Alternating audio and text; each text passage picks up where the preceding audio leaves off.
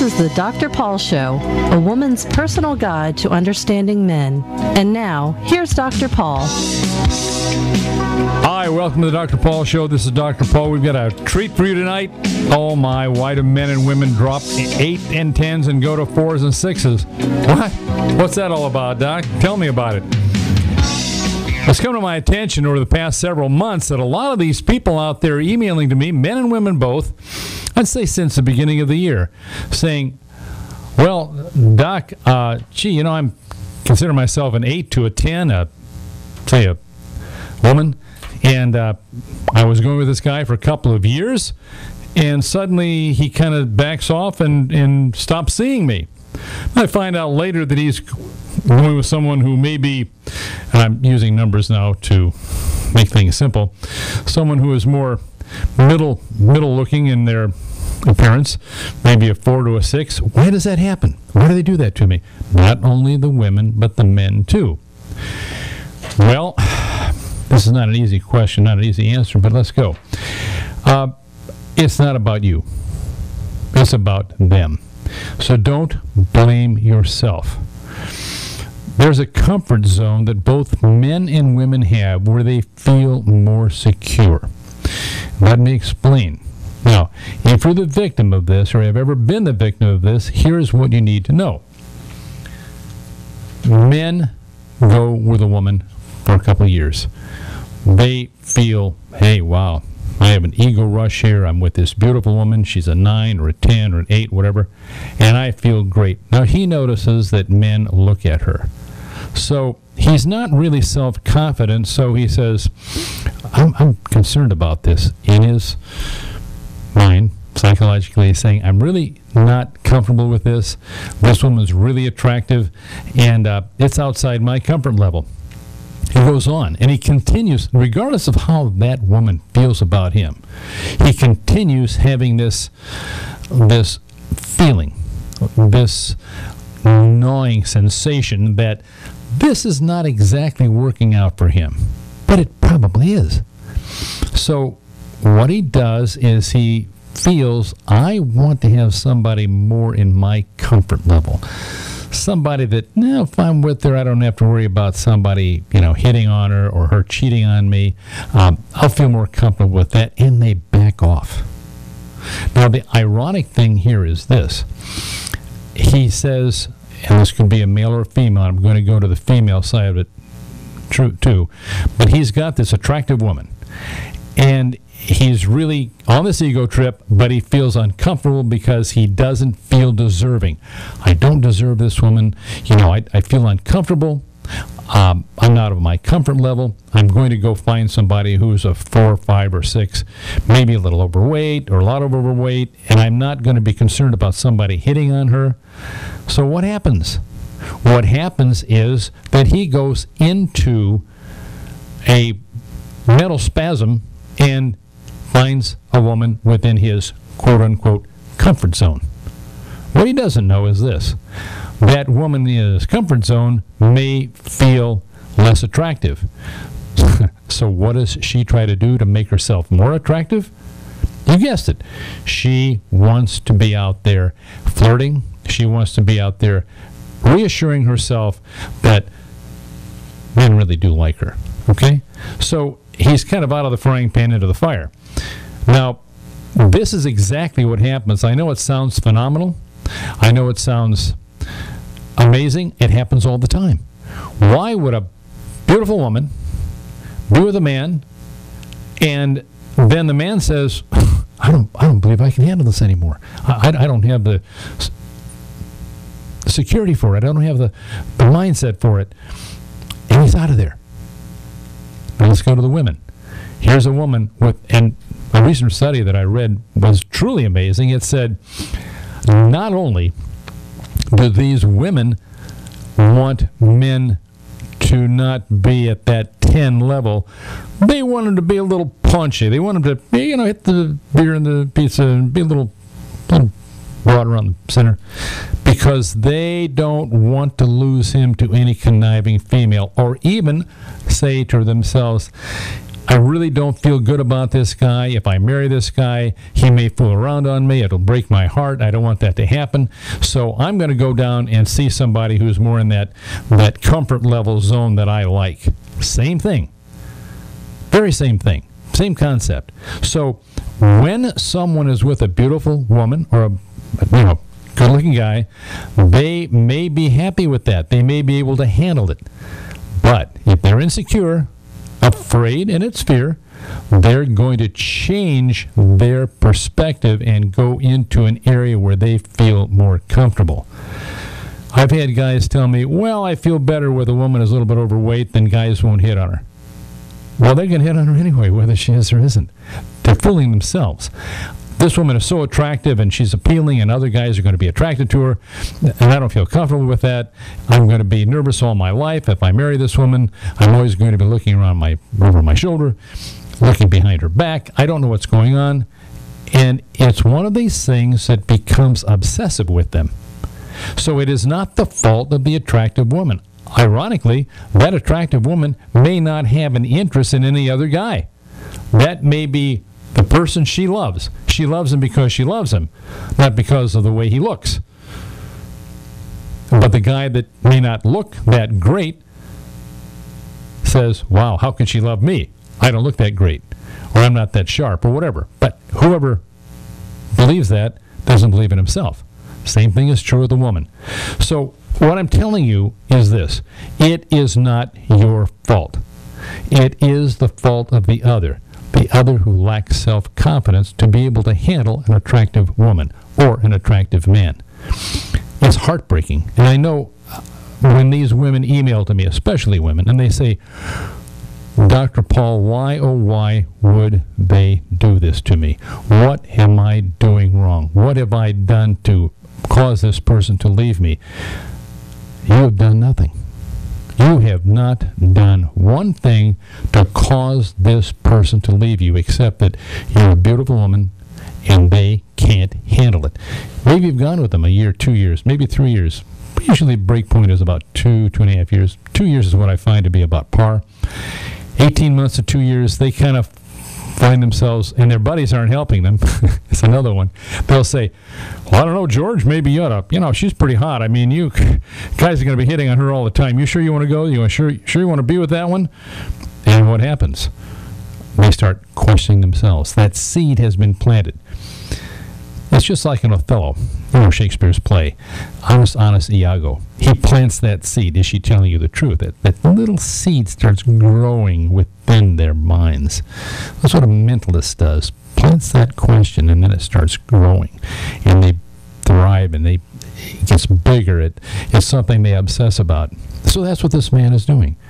He's saying, I really don't believe I'm going to be happy with this because she is such a good-looking woman and other guys are going to be hitting on her and I can't handle that. We're married to have kids and she'll be fooling around on me. She may not do that at all. Not at all. She may be committed to this person.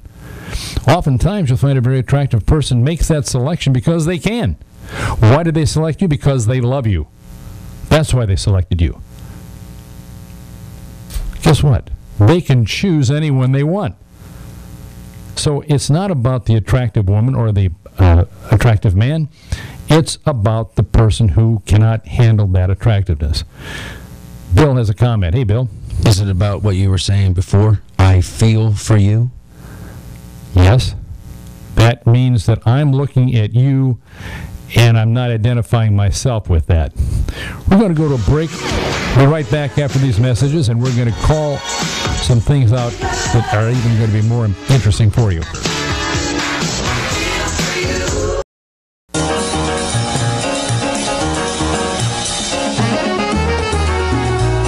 And now, back to the Dr. Paul Show. Right. This is Dr. Paul. I want to thank Bill, our producer, for playing I Feel For You by Chaka Khan after we had gone through that business about how people react in terms of the tens, etc. Have a caller on the line. Hello, Frank. How are you? Hey, I'm doing great. How are you? Terrific. Paul? What's going on this evening? Just trying to get into your show here, and I'm listening. Watching some other stuff. You know me, I'm a multitasker. A multitasker is good. Yeah, Bill. He has a browser issue. You have a browser issue? That almost sounds sexy, doesn't it? He has Everything's sexy on the Dr. Paul show. Let's face it, right? If you're going to have an issue, make sure it's in your browser. That's that's what I'm saying. Where'd you find this? Not in your trouser. Oh, boy. It's going downhill from there. All right. Well, look, Frank, what do you think? How do you feel about that? These people that are with 8s, 9s, 10s guys can't handle it a year and a half, 2 years, and they say, I'm out of here, and go to something that's more within their comfort level. How do you feel about that? What's your take on it? The thing, everybody wants to change. As soon, they get into something, and then the next thing they say, oh, well, I don't like that anymore. I want to change to something else. And some people do it on a daily basis. If you're going to get in something, stick with it. And decide before you get in whether you want to be in there in the first place. Well, Frank, you said exactly the right thing. Do the right thing and do your research just like anything else. Exactly. If you commit, that's it. Don't go off half, Half, yeah, I know. I understand what that means. We're on public airways, so I do understand how that works. Well, good. I'm glad that you are in agreement with us, and of course that happens a lot. We've had a lot of emails from women and men regarding that issue, and I think mostly the women are the ones that are victimized by this because the guys just can't cut it. They were the beautiful woman. I know that wouldn't happen with you, Frank. I know your selection process.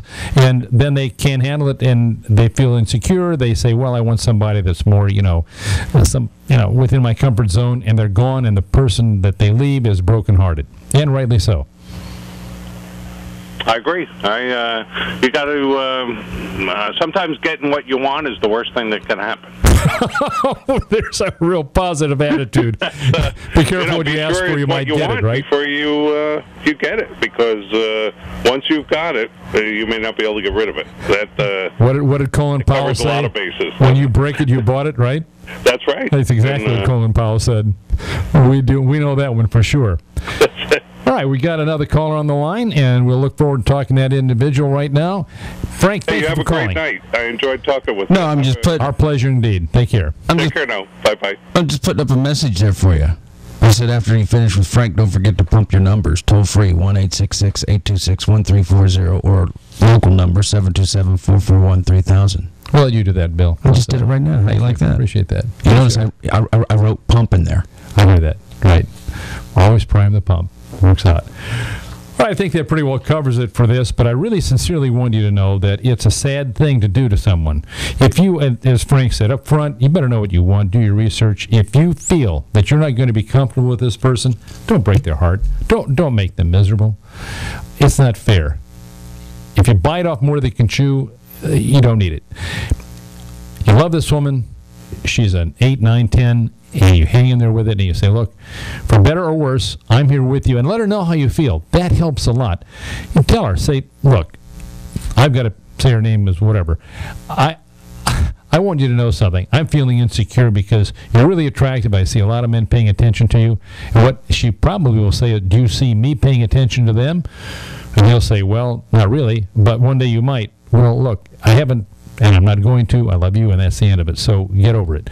And that's the only way that you can handle it. But a lot of these guys won't communicate their true feeling to these women, and they won't tell them, I guess because they think they're wimps, and they are. If you feel that way, say, I want to clear the air. You're listening, guys? I want to clear the air. I know that a lot of guys look at you, let's face it, you're a 9, you're a 10, 8, whatever, and I concern myself with that. And she's going to come back to reassure you. She wants to reassure you, or she wouldn't be with you. Look at it this way. She can probably have anybody she wants, but she selected you. So don't be a jerk, okay? Don't let your buddies plant that seed in your mind, or you yourself plant that seed saying, oh, what am I going to do? I don't want my heart broken. Well, you're going to break your heart anyway by doing what you're doing. Same thing with you, ladies. This guy's great. He looks terrific.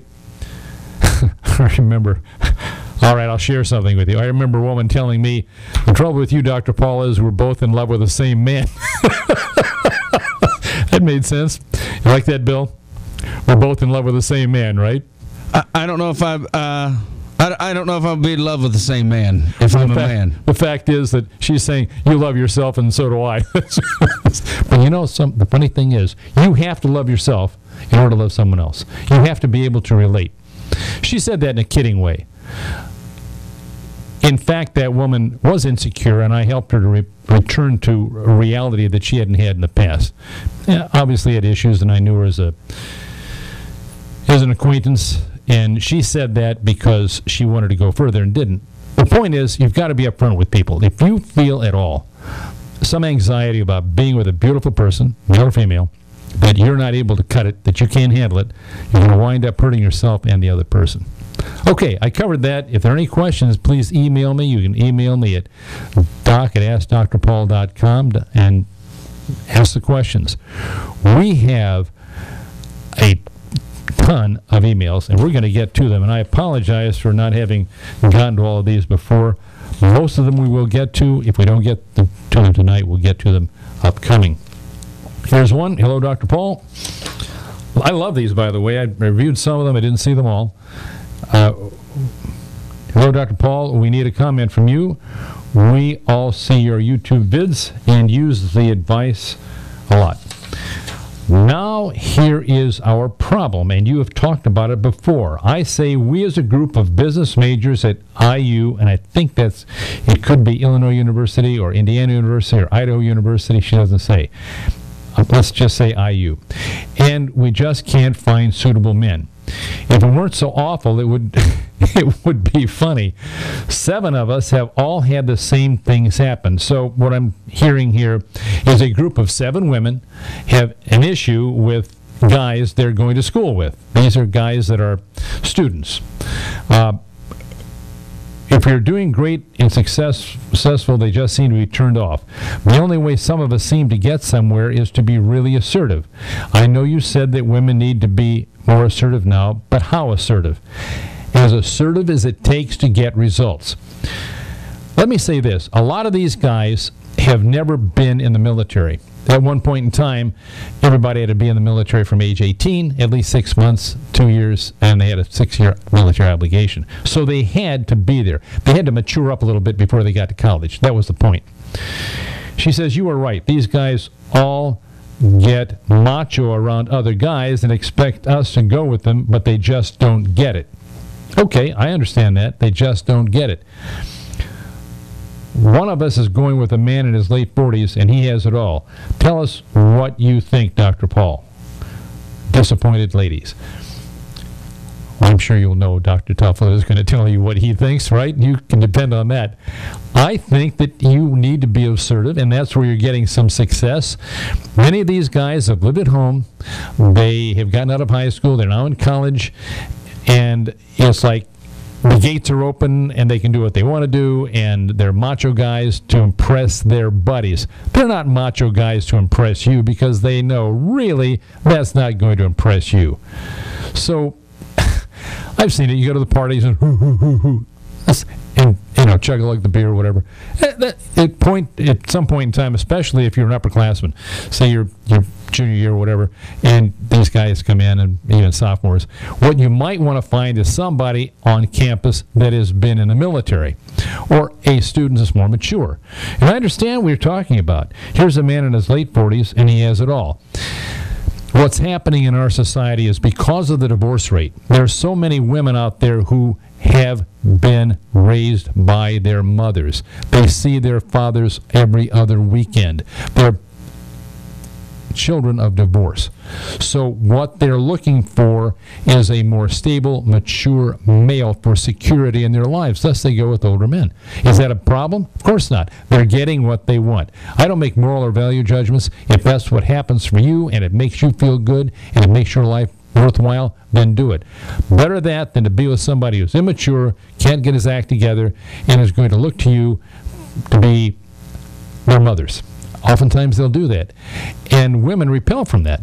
Now, on the other hand, there are men out there who are younger men who do the exact opposite. They're going with older women because they have a need for that association with a more mature person. I'm not saying these are mother images or father images. I'm saying they want the security of that maturity. Okay? That's where they are. And, bless her heart, if she has that rapport with that person who's in his 40s, maybe you should all try it. It's not a bad thing. It's a good thing. It's good for everyone concerned. And you don't have to sit there and fret and be disappointed as you are now with guys who can't seem to get it together. They'll get it together eventually. Unfortunately, oftentimes they wait until after they're out of school. At this point in time, we see that people graduate from college and then they go back and live with their parents because they have no choice. The jobs are scarce. They don't seem to be able to find what they need or what they want. And it's a holding pattern. These things will change. They'll change down the pike. I mean, even if you have a law degree or whatever, even a degree in behavioral psychology, it may not make a difference. So that's what you have to do. Just bide the time. In the meantime, go with the people that make you feel good about you, and you'll feel good about them. I think that woman that's dating the guy in the late 40s, apparently she's in her early 20s, works out fine. It happens all the time, and it's what she needs. You have to fulfill your needs. What makes you happy? Don't let other people should on you. S-H-O-U-L-D, which I have to say all the time because we get complaints. Dr. Paul's saying the four-letter word. No, he isn't. Count the letters in should. S-H-O-U-L-D. It's not a four-letter word. Yes, Bill has a comment. Yes, I have two choices for you going into the break. Either Macho Man or Older Women by Ronnie McNeil. Let's do Macho Man. You want to do All right, Macho I like that one. Okay, we're going to a break right now. You know what we're talking about. We'll talk about disappointed ladies right after the break.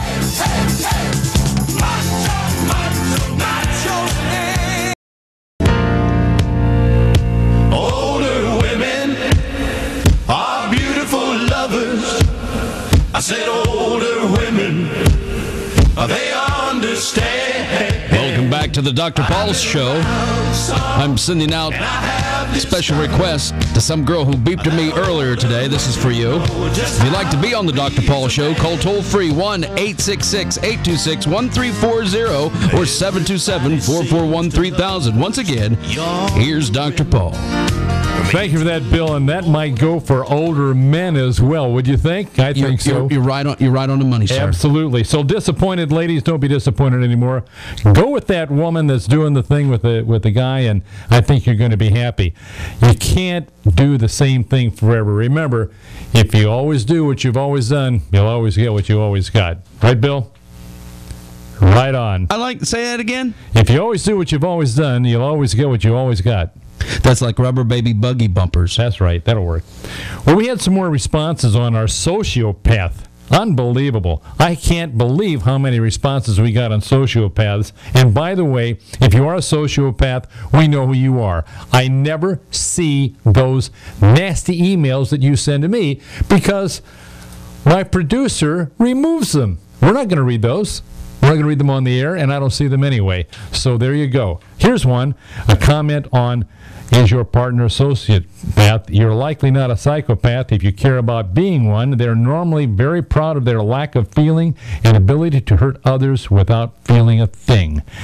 That's true. This is a comment on sociopaths. We keep getting them. We had this on some time ago, and we're still getting those responses. That's on YouTube with the interview we had on sociopaths. Another letter. I have a question for the love doctor. Hi, I don't feel motivated anymore. I used to be so energetic than the rest of my circle, and now when I get up in the morning, I don't feel any good goal to chase. I think I'm useless, neither beautiful nor talented to get anyone to love me. I worked hard for a guy who is no more in my life, or probably put it this way, that I was never in his life, his mind. A loser with no hopes left. I don't know why I'm writing this question. This is my persistent state of mind, and I won't read the name. All right, here's what's happening. I'm glad you read this. I'm glad I read this letter. I'm glad you sent this to us. You say you need advice. You need counseling right now. And the odd thing is, it comes off a little bit the way we talked about up front.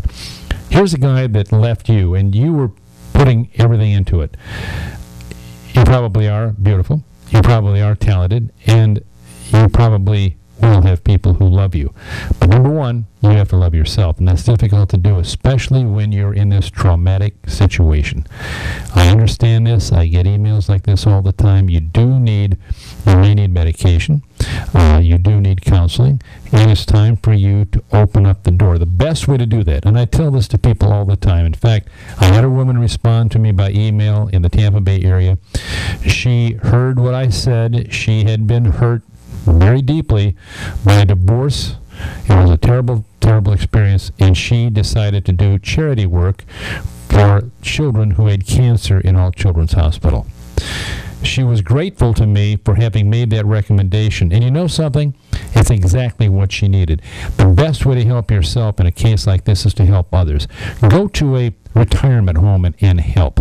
Do something of a charitable nature that will help you. And you might meet people who are of the same mindset that you are.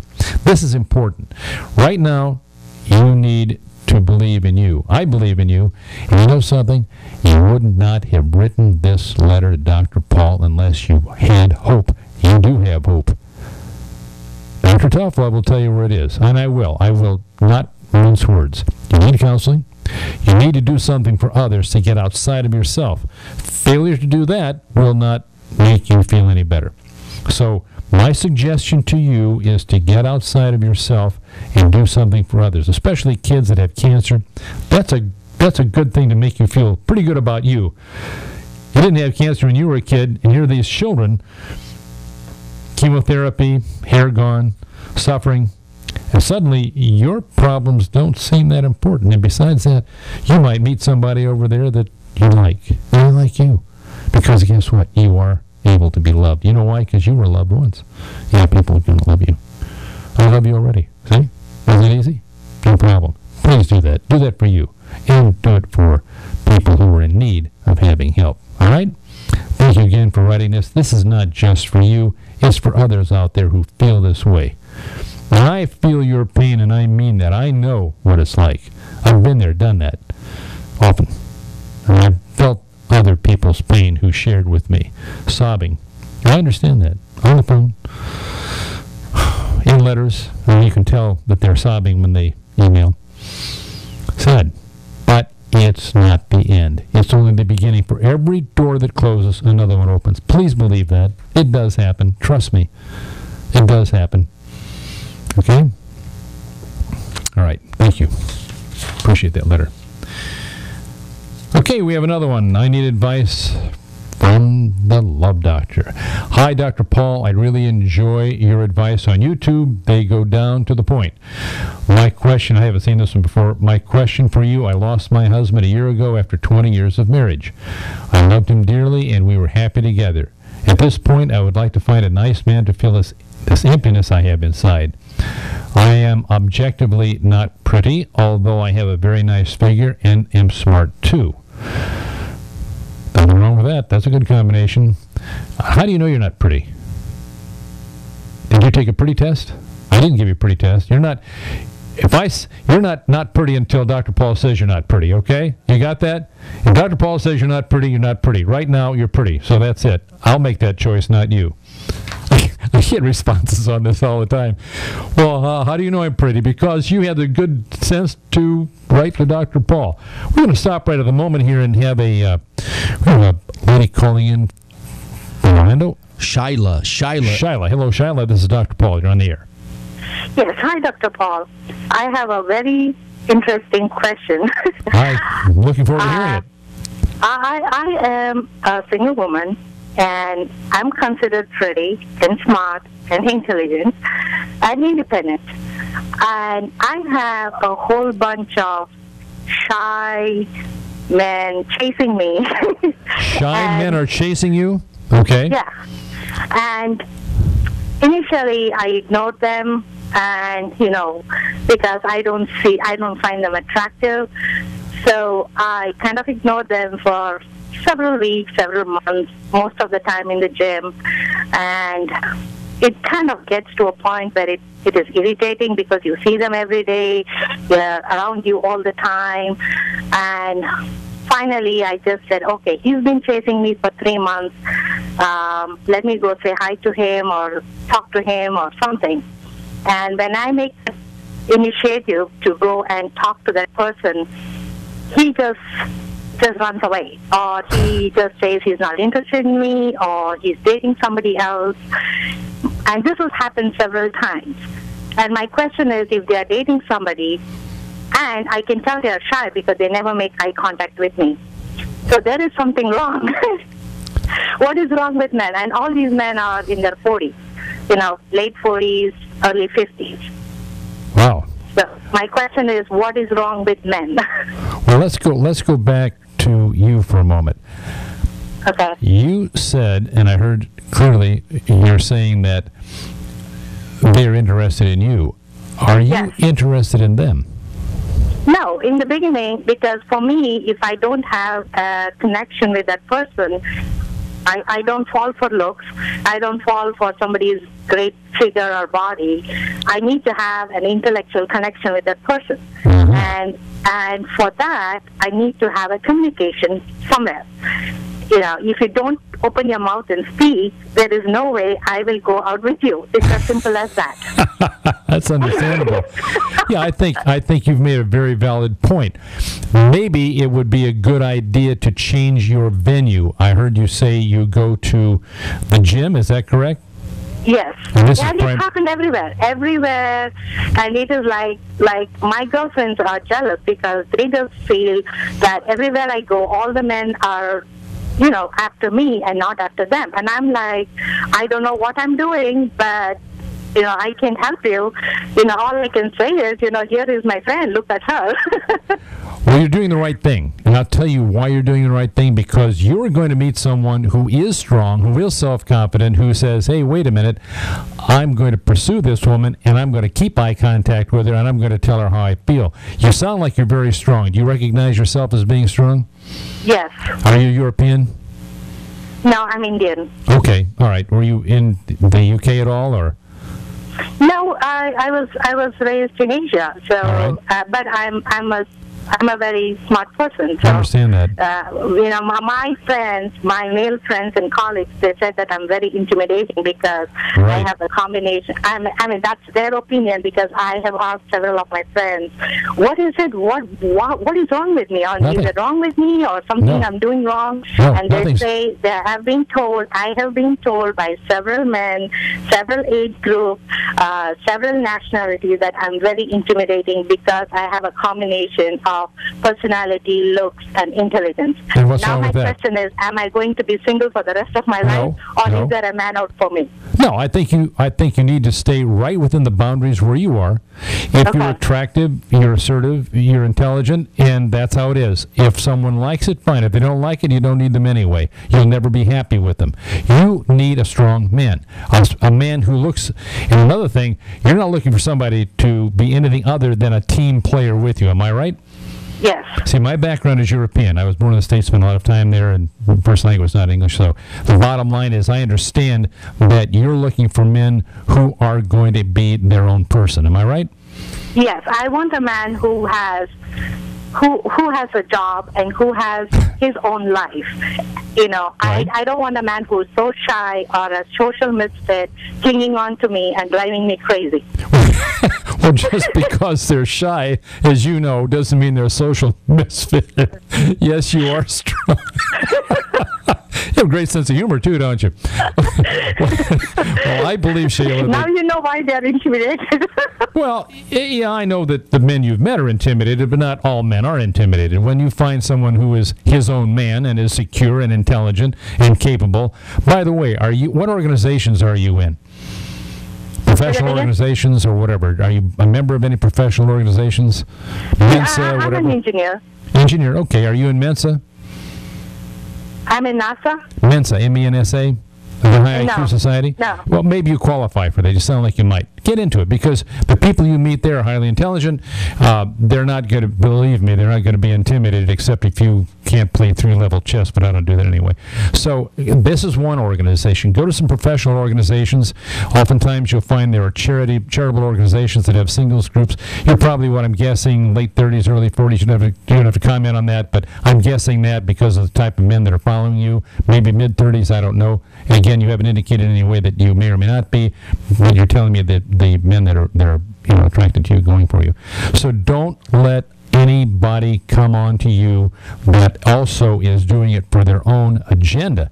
Make sure that they're coming on to you because they truly appreciate the type of strength you have. Don't change anything. It's not going to... The minute you change and you find somebody that is going to be with you, you're going to resent them. You want what you want, and you've got to hold out for that. Does that make sense? Yes, that is why I ignore them, because I know I don't want to be with somebody who is, very shy and... No. So the problem is, my question is, why do they chase women? They think it's out of their league, or they can. I mean, the point here is, if you're chasing a woman, obviously one day she'll either say get lost or hey, let's have a cup of coffee. So my point is, if he has no guts to go out with her, why is he chasing such women? Because of the reason you just said, no guts. We're going to put you on hold. We're going to a break right now. Sheila, stay with us, please. This is the Dr. Paul Show.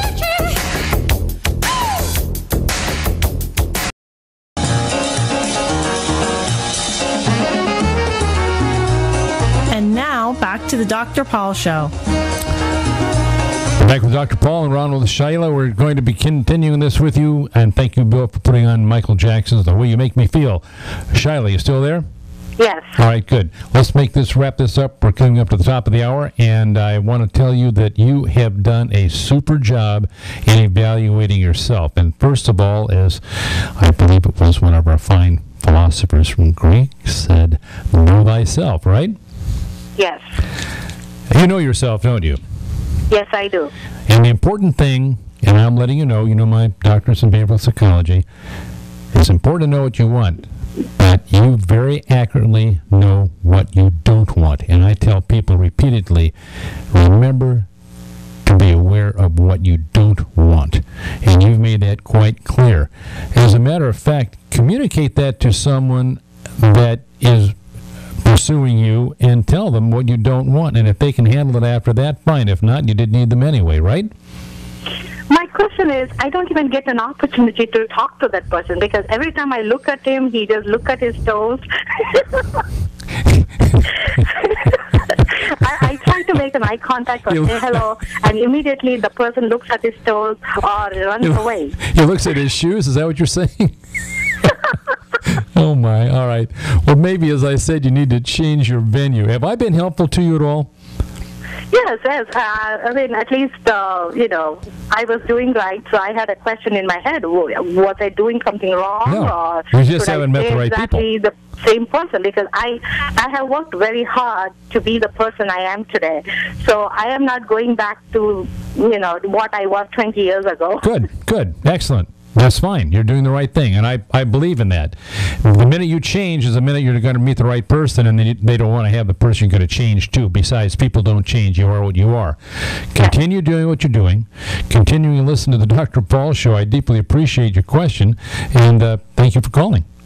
Thank you. All right. Thank you, Sheila. We're going to continue this letter now because we have to go through this. Woman says, I am objectively not pretty, although I have a very nice figure and am smart too. I think that's a great combination. I can engage very easily in conversation with absolute strangers. Good. I cannot do so when I meet a guy I am remotely interested into. Whoa, wait a minute. You said I don't feel worthy of him, or he seems too shallow or not attractive to me?